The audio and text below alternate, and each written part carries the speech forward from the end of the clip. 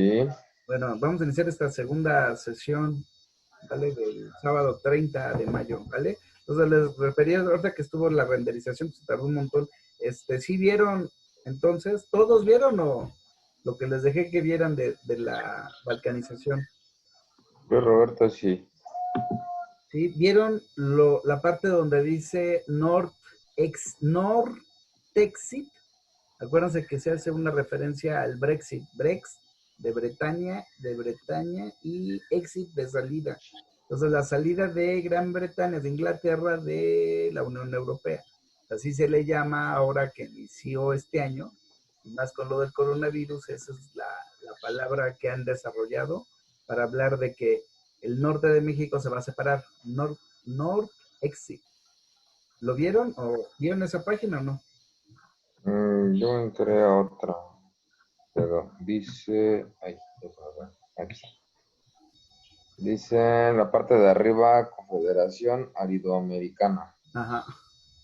Luego, Veracruz como una sola república. Yucatán igual como una sola república. La parte baja dice República de los Altos, es Ajá. Chiapas, todo eso. Y luego está posibles repúblicas, Sí, sí, México solito, el Estado de México solito. sí, como el valle. Ajá. Y luego en otra parte dice Nueva Galicia, que es la parte central, básicamente. Sí, Ese es el que yo vi. sí, y hay muchísimos documentos, no creen que es uno, ¿eh? Entonces, Sí, de hecho estaba leyendo un documento, ajá, no sé si una columna o un documento, donde dice que 12 gobernadores que son del PAN están atacando al presidente que porque en el artículo 40 constitucional establece lo de la voluntad del pueblo. ujú. Sí, efectivamente, eso es bien interesante, no voy a meter en la cuestión de interpretación del artículo 39 porque está mal redactado, o está redactado para gente que sabe política y que sabe derecho, ¿no? Está mal redactado, no se pueden basar en esa cuestión. No voy a meter en ese error porque es largo de explicarlo y me he hecho 2 horas, ¿no? Entonces, pero sí vean cómo todos los del norte se quieren separar y el pretexto, ¿cuál es? Que el norte, o por ejemplo Nuevo León, de cada 10 pesos que aporta a la federación, solo se le regresa un peso, ¿sí? Y los estados como era Guerrero, Chiapas, Oaxaca, de cada peso que aporta les regresan 10, ¿sí? ¿Eso qué es? La coordinación que fiscal, es un tema que fiscal. Entonces por eso dicen que lo que quieren hacer ellos es separarse fiscalmente. Entonces ya hay un tema que vieron ustedes también en las tareas que habla de qué, de la coordinación fiscal. Un tema de coordinación fiscal muy específico es la tenencia, ¿sí? Ustedes pueden ver cómo el desastre que hay, cualquier carro que ustedes ven, ya, pues ya ni siquiera puedo decir que sea un buen carro, ¿no? Ya, cualquier pinche carro más barato vale que como 200,000 pesos, ¿no? Entonces, en el Estado de México creo que está en 250 y en el DF 350,000 pesos, ¿no? Que están exentos del impuesto sobre tenencia, ¿no?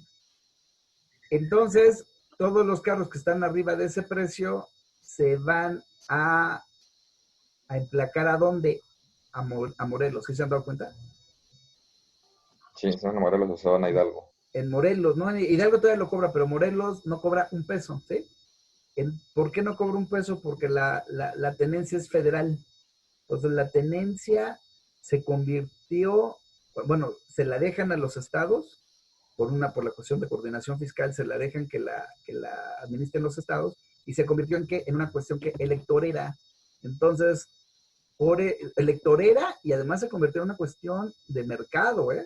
Entonces, electorera, por ejemplo, para Morelos, donde Morelos dice yo no te voy a cobrar nada de tenencia, ¿no? El DF y el Estado de México ponen topes diferentes, ¿no? Entonces con eso se empiezan a pelear desde el punto de vista fiscal, empiezan a pelearse el mercado. Esto de que tú definas hacia dónde te vas, eso es que el extremo de llevar el modelo neoliberal, de llevar cuestiones de gobierno, cuestiones de Estado, a unas cuestiones de mercado, ¿sí? Paréntesis, un pedacito es, acuérdense que hace unos años, todavía gente, pues yo creo que ustedes no, pero pregúntenle a sus papás, ¿no? No sé, Daniel, pregúntale a Pepe, a tu papá, cuando antes ibas a cambiar placas cada 2 años y era una corrupción terrible, ¿no? Una cosa terrible ir a cambiar placas al Estado de México y en el DF, una cosa terrible. Entonces después cuando viene el cambio en el DF en el 97 y empieza a ganar el PRD con Cuauhtémoc, ¿cómo se llama? Con Cuauhtémoc, ¿cómo se llama? Cárdenas, él acuérdense que castigas económicamente, ¿eh? Entonces al DF desde esa época le fue de la fregada, le ha ido muy mal al DF porque el presupuesto lo daba la federación y si ya no era del PRI, pues lo fueron cortando y lo desgraciaron. Por eso es de que el PRI, de que el PRD tuvo que empezar a buscar sus fuentes de financiamiento. Pues uno de sus fuentes de financiamiento, la fiscal, empezó a ganar mercado les repito, en esta cuestión de abrir mercados, donde el Estado inclusive participa como un agente más económico, que eso es una estupidez. Entonces empieza ellos a decir, no te preocupes, te voy a hacer más fácil el pago de tenencia y el cambio de placas. Entonces el pago de tenencia, empieza el DF a mandarte un papelito, una propuesta, en un formato que hacen ellos y te dicen, tú vas y lo pagas, y vas y lo pagas al banco, ya no necesitas ir a pagarlo a tesorería, del DF. Entonces, pues, la gente decía, ¿dónde emplaco? ¿En el DF o en el Estado? Pues el Estado es una pinche corrupción, entonces mejor es más fácil en ¿cómo se llama? Es más fácil en el DF, porque me llega por vía correo una propuesta de pago, con esa voy y pago a cualquier banco. Entonces después el Estado de México hace lo mismo, le copia al DF, y luego el DF al siguiente año lo que hace es da meses sin intereses, ¿no? Pues el Estado de México se le adelanta al DF, le gana y le dice, no te preocupes, ya no te va a llegar por correo electrónico. ¿Qué crees?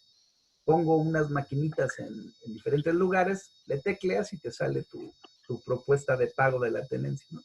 No, pues después le subieron de 6 meses a 12 meses, y así, desastre, ¿no? Total, ¿no? ¿Por qué? Porque ponen al gobierno a pelear inclusive los contribuyentes. ¿Sí? Sí, sí, bueno, espero que me dé a entender, ¿no? Y los ponen a pelear. Acuérdense, por ejemplo, las licencias, ¿no? La licencia que hace Andrés Manuel en el DF, no, ni siquiera, o sea, estaba completamente, o sea, no necesitabas ni examen, ¿no? Acuérdense que en el Estado de México, pues la gran corrupción, ¿cuál es el examen, no? ¿Por qué? Pues porque todo el mundo lo reprueba, ¿no? Si te quieren reprobar, te reprueban, ¿no? Entonces, pues las dádivas, la lana que se da en el Estado de México es exactamente por eso, ¿no? Para evitar que, ¿cómo se llama?, hacer el examen y lo repruebes, ¿no? Pues lo que hizo Andrés Manuel en este pelearse los contribuyentes, dijo, aquí no te voy a hacer un examen, tú llegas y es una parte, les gana porque es permanente. Yo todavía tengo la permanente, la he cambiado una vez que perdí ¿cómo se llama?, mi licencia, ¿no? Llevo más de, no sé, ¿qué será? 2000, como 14 años, yo creo que llevo con mi licencia permanente, ¿no? Pues claro, se ganaron, y acuérdense que en esa época mucha gente que en vez de ir y pagar su licencia del Estado de México, se iba al DF. Yo creo que toda mi familia, todas, y mucha gente que yo conozco, todas nos fuimos sobre la tenencia, ¿cómo se llama?, permanente de Andrés Manuel. Obviamente sale Andrés Manuel y obviamente lo jode, ¿no? No, se acabó la chingada. Y ahora es igual creo que cada 2 años, cada 4 años, ¿no? Y el Estado de México, pues, sigue robando. ¿Por qué? Porque ni siquiera te hacen un examen, ¿no? Me va a entender, acuérdense que ahora el Estado de México metió para ganarse contribuyentes, metió un seguro, ¿no? No sé si funciona o no, pero dice que te regala un seguro, ¿no? Bueno, eso también es una cuestión que es fiscal, ¿vale? Pues les repito, el desastre que tienen con las, ¿cómo se llama?, con la tenencia, ¿no? Esa es otra política fiscal que viene. ¿Por qué? Porque si yo, ya lo leyeron, una parte importante es dónde fijarme el domicilio, quiere decir que dentro de el derecho y dentro de la cuestión de dar objetividad a la persona, se llama, ya lo vieron todos ustedes, se llaman elementos o atributos de la personalidad, nombre, y otro de ellos, ¿cuál es? Domicilio, ¿no? Entonces, el domicilio, ¿qué es? Me dice, ¿dónde te encuentro para que hagas frente a tus derechos y obligaciones, ¿no? Entonces, ya vimos que nosotros existe otro concepto de domicilio, ya lo vieron, artículo 9, 10 y 11, habla del Código Fiscal, de lo que leyeron en la tarea 3, habla de qué, del domicilio fiscal, y te dice, ¿no? Ese domicilio fiscal es donde tu principal asiento de negocios, etcétera, etcétera. Y vean cómo toda la gente en el DF, o aquí en el Estado de México, aquí tengo unos vecinitos que son conocidos por sinvergüenzas, y todos sus carros, traen carrazos y todos sus carros, ninguno, o sea, aparte que roban, ni siquiera pagan impuestos, roban 2 veces, ¿no? Entonces tú los ves circulando y todos tienen placas de Morelos. Es en serio, es en serio. Entonces, por eso ahora el DF tiene que aplicar una nueva política. Vieron la política que va a aplicar ya el próximo año, la sacó Sheinbaum. ¿Cuál es? Que carro que se compre en las agencias del DF, a fuerza tiene que salir emplacado en el DF. A mí se me hace una estupidez, no sé, está bien hecho, pero es porque exactamente para que pague impuestos en el DF. Es una política fiscal. Entonces, si yo voy de Chiapas y me quiero comprar un carro en Morelos, perdón, en el DF, el carro que sale en el DF, a pesar de que yo vivo en Chiapas, tiene que salir facturado, tiene que salir emplacado en el DF. Entonces dice, pero si las agencias de carros no están obligadas a hacer el trámite de placas, y obviamente muchos particulares van a decir, no, yo hago mi trámite. Ah, pues, ¿qué creen? Si no trae la placa del DF, la nueva disposición es que no les pueden dar el carro. Se me debe entender, ¿vale? ¿Por qué? Para evitar que eso, y les digo, ojo, yo también una noticia por ahí salió, no fue noticia, fue comentario, creo que fue un comentario de esas páginas de los fiscalistas, que hablaba de que ya había entrado, o se había enterado, o estaba por entrar, que también va a haber un programa sobre las placas, sobre gente que en el DF o en el estado se está yendo a Morelos para emplacar y hacer, ¿qué? Evasión fiscal. Estaban diciendo que probablemente un programa vaya sobre cuadrar o cruzar la información de que si yo tengo en el SAT ¿cómo se llama? Un domicilio fiscal en el DF, todo tiene que estar alineado ahí, que es como tiene que ser. Pero si yo estoy aquí y aunque no deduzca o no meta como activo mi vehículo, yo lo que estoy haciendo que es defraudación fiscal. Entonces dicen que el criterio de esa persona es de que parecía que se había enterado que los van a empezar a meter a la casa. A la gente que está haciendo, ¿por qué? Porque es evasión fiscal. Ojo, no es ilusión, no es porque la regué, no es por un equivoque, no, lo hago deliberadamente, lo hago deliberadamente, ¿no? Entonces, acuérdense que encontraron, y todo esto votó por un señor de un Ferrari que golpeó a su escolta a una persona, ¿se acuerdan, no? Y se hizo más borlote porque el escolta que le golpeó apareció muerto 2 o 3 días después, y salió que era el Lord Ferrari, y obviamente ven las placas de Morelos, hacen la investigación periodística y vieron lo que salió. Creo que eran casi 600 personas que habían comprado y dado de alta ese mismo domicilio fiscal para emplacar carros de lujo. Casi 600 personas en un solo domicilio en Morelos. Sí, acuérdense que así se les gasta el PRI y el PAN, ¿eh? Y por eso es increíble que todavía hay gente que los defienda, ¿no? Increíble, increíble, increíble. Todavía, lo peor es que salga el señor Calderón a decir, Caldedrín, que ayer escuché que le decían, ¿no? Caldedrín, que saliera a decir, a presentar su libro de decisiones difíciles, ¿no? Pero bueno. Continuamos pues con la idea esta de lo que está acá respecto a cómo se llama lo que decía de la metodología que lleva, ¿no? Entonces, abran ustedes su artículo 31. En el artículo 31 ya habíamos avanzado sobre los sujetos, ¿sí?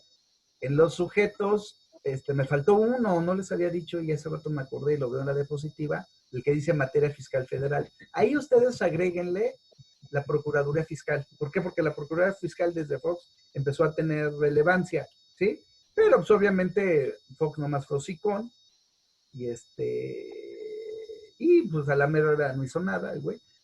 Y obviamente pues empieza ahora va a empezar, ahora ya tiene una relevancia importante la Procuraduría Fiscal de la Federación. Entonces apúntenle ahí donde dice sujetos, activo la autoridad y pasivo el contribuyente. En activo ven que dice la Secretaría de Hacienda, bueno, gobierno, el presidente de la República, Secretaría de Hacienda, SAT, el TEF es la tesorería, ¿sí? El BM es Banco Mundial, la Procuraduría de Defensa del Contribuyente, y pónganle ahí la Procuraduría Fiscal, ¿vale?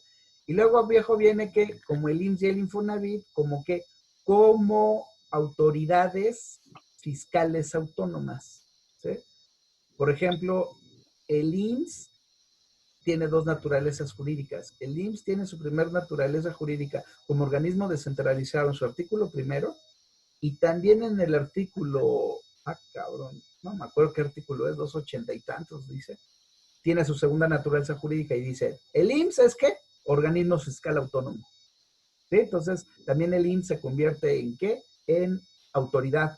Entonces, el IMSS también como autoridad, ¿qué es lo que aplica? Es lo que les decía que vieron ustedes en el artículo 2 del Código Fiscal, que las contribuciones se dividen en ¿qué? En impuestos, los del SAT, y en aportaciones de seguridad social. ¿Cuáles? Las del INE y las del Infonavit. ¿Sí? Acuérdense que el Infonavit también es organismo fiscal autónomo, pero él tiene sus ingresos vía IMSS. Entonces el IMSS es el al que se le paga, ¿sí? Por autoaplicación, el contribuyente hace su determinación con base el salario, o sea, su base del del objeto es el salario de integrado, y sobre eso se calcula el 5% del Infonavit. Pero entra vía IMSS. Entonces el IMSS después se lo pasa al Infonavit. ¿Sí? Pero en el Infonavit, si se da cuenta que no le has pagado, ¿te hace procedimiento? Sí, sí te hace un procedimiento. ¿Sí? ¿Te fija multas? Te fija multas. ¿Te puede embargar? Claro que te puede aplicar el procedimiento administrativo de ejecución. ¿Sí? ¿Vale? Entonces, ahí pueden ver y abajo dice el TFJFA. Es Tribunal Federal de Justicia Fiscal y Administrativa, y hace 2 años le quitaron lo fiscal, ¿ok? No me va a detener a eso, ya los abogados cuando veamos la materia o vean la materia de procesal fiscal o procesal administrativo, van a entender por qué se dividía procesal, fiscal y administrativo. Después en las siguientes, ¿cómo se llama?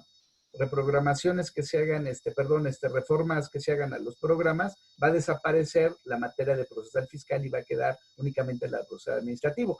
¿Sí? ¿Vale? ¿Cómo inició el tribunal? Empezó siendo en los 30, 34, 37, empezó el tribunal y se llamaba Tribunal Fiscal de la Federación. Después se llamó Tribunal Federal de Justicia Fiscal Administrativa, y ahora se llama, hace 2 años, nada más, Tribunal Federal de Justicia Administrativa. ¿Ok? ¿Vale? Entonces, ahí vemos, en el objeto, en la siguiente parte vimos lo que era, ya lo hemos tratado, lo que es el objeto material y el objeto formal. ¿Ok? Acuérdense, el objeto material ya lo vimos. ¿Cuál es el objeto material? Las normas jurídicas, lo vimos el martes, ¿no? Las normas jurídicas.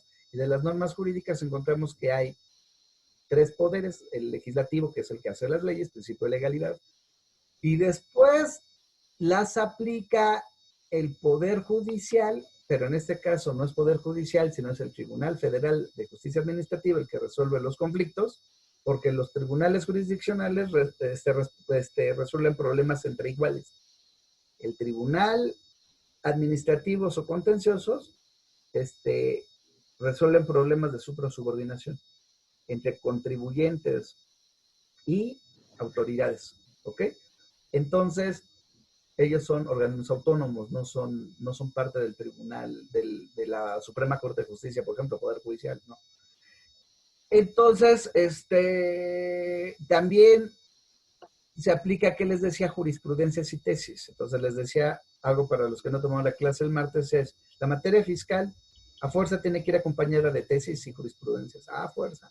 No es civil, porque en civil una demanda o una sentencia puede llevar o no llevar jurisprudencia y da exactamente igual. No, en materia fiscal como en materia de amparo a fuerza lleva jurisprudencia. ¿Ok? ¿Por qué? Porque la evolución va mucho más allá de lo que dice una frase o un artículo, ¿ok?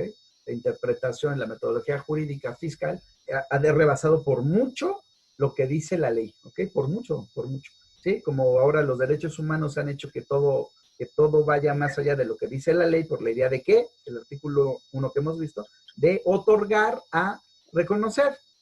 Entonces, si la ley no me reconoce, yo tengo que hacer que me reconozca a través del amparo, ¿vale? Ya lo vimos la clase del martes eso. Entonces, también el poder ejecutivo aplica lo que hace el legislativo cuando administra. Ya lo vimos también en la clase, pues se llama derecho administrativo o se llama poder ejecutivo. ¿Por qué? Cuando el poder ejecutivo ejecuta las leyes, ¿cuándo qué? Cuando administra. Entonces, los impuestos se administran, obviamente. ¿Sí? Entonces, esos impuestos que se administran es que también al ser especialista la Secretaría de Hacienda y el SAT sobre los impuestos, sobre las contribuciones, es por eso que ellos interpretan, porque ellos también interpretan, cuando aplican la ley, ellos también interpretan. Entonces, por eso, al ser especialistas en aplicarlo y ser especialistas en interpretación, vimos bueno, de interpretación, se convierte, pueden ellos hacer actos legislativos, perdón, actos administrativos que ayuden a esa interpretación. La miscelánea fiscal, ¿qué es? Es una mediación, es una es facilitar a los contribuyentes, es ir facilitando a los contribuyentes la autoaplicación de todo las leyes o todo el entramado legal del sistema fiscal. ¿Sí estamos? Entonces, por eso encontramos que eso es lo material, o el objeto material, metodológicamente es el objeto material. ¿Sí? Entonces ya no podemos reducir qué es el objeto material. Dice, ¿qué es lo que hace que derecho sea derecho? Derechos y obligaciones, ¿no? Pero ¿qué es lo que hace que sea, acuérdense, laboral? ¿Qué es? Subordinación, ¿ok? ¿Sí? Ya por eso se ve muy claramente en la ley de impuesto sobre la renta que se paga el impuesto sobre ¿qué? Sobre sueldos y salarios, y dice que en general un ¿qué? Un servicio prestado ¿qué? En forma subordinada. ¿Ok? Ojo, ¿eh? O sea, eso no te lo explica otras leyes, te lo tiene que explicar el derecho fiscal, y repito, porque el derecho fiscal es ¿qué? Transversal. Entonces, el derecho fiscal le pega a todo, ¿eh? Por eso es tan importante que se aprenda derecho fiscal. Entonces, por eso, ¿cuál es la palabra que hace? ¿Qué pasó, Roberto? ¿O quién habló? ¿Nadie o qué? Acuérdense que les recomiendo que pongan la manita, ¿eh? Y así yo ya les doy entrada, ¿vale? Entonces, bueno, entonces, ¿qué es lo que hace que sea derecho fiscal? Las contribuciones. Se los he dicho como 20 veces, ¿vale? Entonces, después acuérdense, ¿qué le voy a ver a las contribuciones o qué le voy a ver a los artículos o a los cuerpos legales que hablan de las contribuciones, que se le llama derecho fiscal? Es lo que yo le veo a todas las normas jurídicas. ¿Qué es? Lo que viene en la diapositiva. Su justicia, su legalidad o su eficacia, ¿sí? Entonces, acuérdense que la justicia, y aquí como viene la diapositiva, le agregamos ¿qué? Diría de qué, de equidad, ¿ok? Entonces ahorita me regreso. Cuando hablamos de justicia y hablamos de equidad, como ya lo vieron ustedes, la palabra equidad, ¿dónde viene? En el artículo 31, fracción cuarta, ¿sí? Entonces, cuando dice equidad, estamos empezando a hablar de qué, de principios. Por eso es de que en la diapositiva, el C que es, los principios, ¿ok? Entonces, pasamos a la siguiente diapositiva, abajo pues de la misma diapositiva, no cambiamos, es los principios lógicos, ¿sí? Los principios lógicos dicen de que el primer principio es A es A, ¿no? Es el principio de identidad, ¿sí? Por eso se le debe de poner, ¿qué es la idea de identidad? Es saber quién soy yo y saber quién es el de enfrente a diferencia de mí, ¿sí?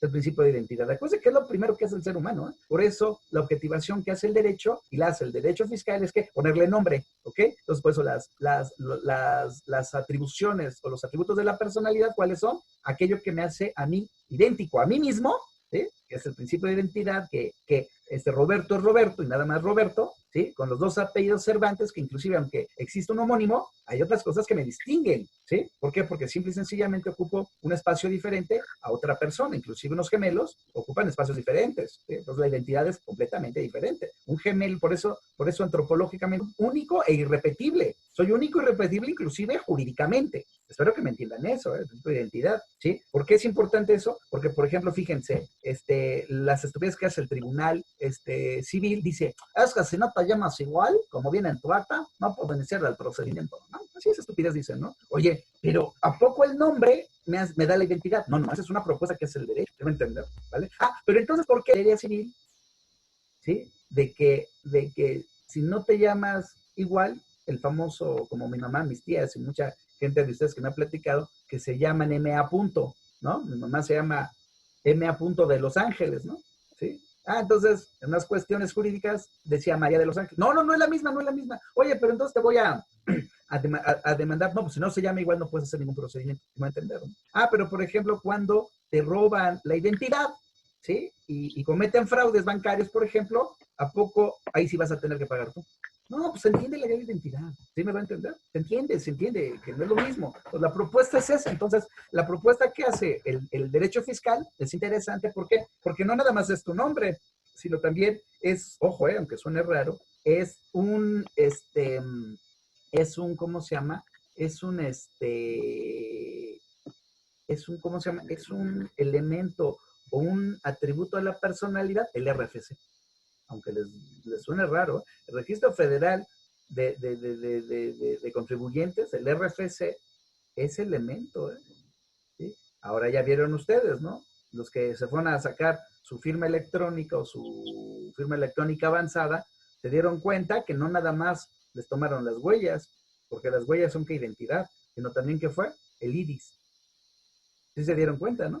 Vale, ahora, ya vieron, por ejemplo, que las afores y lo que viene es que la fisonomía de la cara, el reconocimiento de rostros. ¿Sí?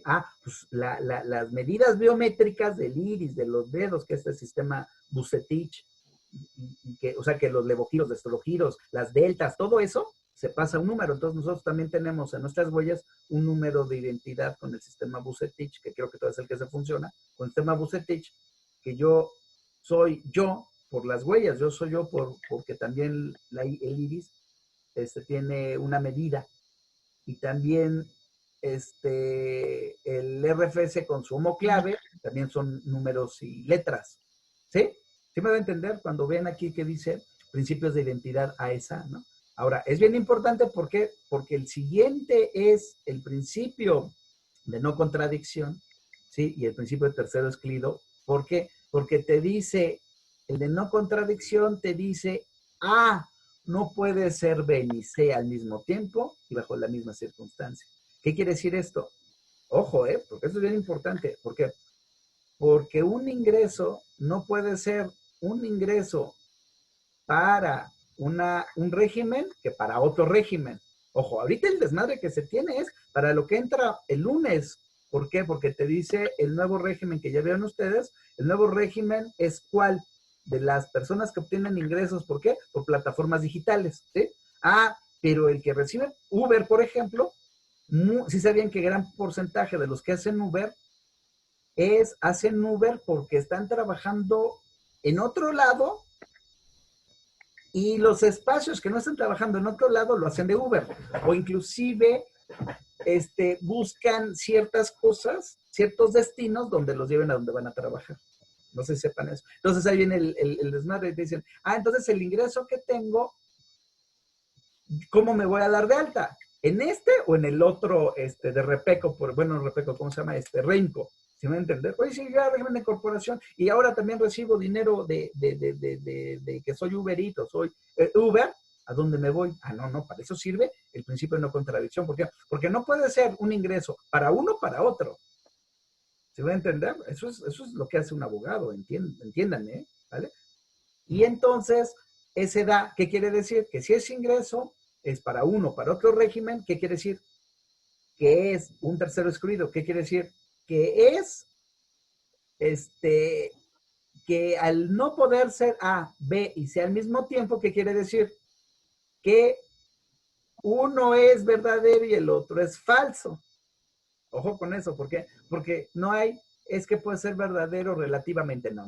O es verdadero o es falso. ¿Y eso qué es? Cómo se hacen los razonamientos y cómo razona un abogado. Después de que yo digo A no puede ser B o igual al mismo tiempo y bajo la misma circunstancia, y ven que siempre les pongo este ejemplo, ¿no? Para ustedes, así como está, es cóncavo, y estamos hablando de la misma mano, pero para mí es que convexo, ¿sí? Yo lo estoy viendo convexo. Entonces, ¿qué quiere decir? No puede ser cóncavo y convexo al mismo tiempo y bajo la misma circunstancia. ¿Se va a entender? Entonces, ¿qué quiere decir? Que es tercero excluido. O es cóncavo o es convexo. Y así es como funciona el razonamiento de un abogado. ¿Ok? Ya después viene el principio de razón suficiente, que es el que se refiere a que, que se hace, que las causas son directas al resultado que se da. A es B, que quiere decir que de un perro nacen perros. que de un perrito no nacen gacelas, que de una persona no nacen perros, que de una persona nacen forzosamente que seres humanos. ¿Ok? ¿Vale? Y así hay muchas cosas que el principio de causalidad, como dice ahí, o las cadenas de causa, son que exactamente es una cadena de causas o una estructura de causas, ¿sí? que sé de dónde viene y a dónde va. ¿Sí? O sea, no se necesita ser genio para saber que un perro no es humano. El conflicto está que la gente ahora piensa que un perro es un humano, que le pone nombre de perro, ¿vale? ¿Sí?